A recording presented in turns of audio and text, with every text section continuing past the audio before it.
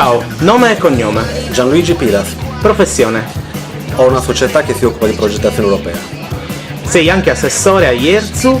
Da Ierzu è arrivata la notizia di un episodio molto particolare, ovvero di una presa di posizione da parte dell'amministrazione rispetto ad un fatto di omofobia.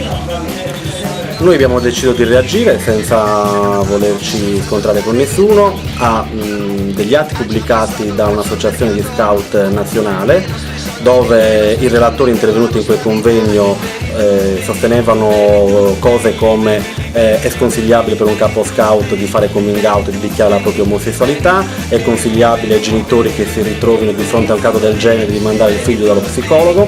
Noi come Comune di Ierzu siamo da tempo impegnati tra i nostri giovani a fare azioni di informazione e sensibilizzazione contro ogni discriminazione, sia essa legata all'orientamento sessuale, religioso o di genere o di etnia, e quindi abbiamo deciso di segnare questa nostra contrarietà con degli atti amministrativi. Questi atti amministrativi vi dicono tre cose. La prima è che non daremo più spazi pubblici né contributi pubblici a nessuna associazione o singolo cittadino che non firma un documento che, nel rispetto delle norme internazionali, comunitarie e nazionali, si impegnano nella lotta contro l'omofobia e contro ogni discriminazione.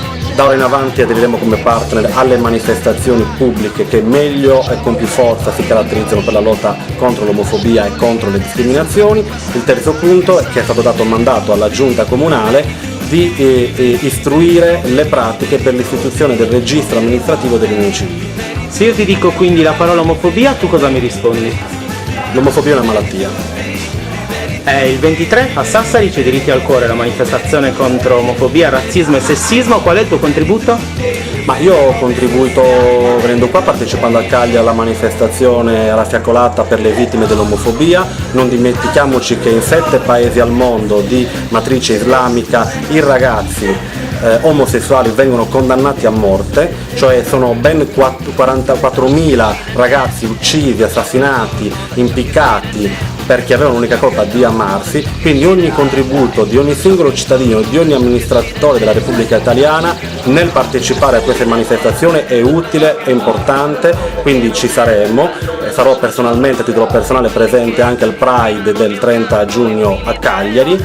È una testimonianza che non può lasciarci indifferenti. Hai 13 secondi per dire quello che vuoi. Dico che non è più tempo delle mediazioni, dico che le coppie omosessuali, uomini e donna, devono vedere riconosciuti i propri diritti al pari delle coppie eterosessuali.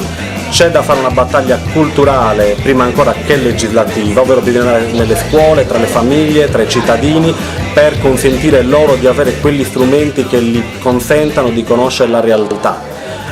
Amare non è un peccato, amare non è una malattia. Rispettare il prossimo è un dovere, è un diritto sacrosanto, sancito anche dalla nostra Costituzione, per cui è importante e non più rinviabile una battaglia che consenta l'ampliamento di questi diritti, una battaglia culturale, una battaglia di civiltà che non può avere più rimediazioni al ribasso. Grazie, ciao. Ciao.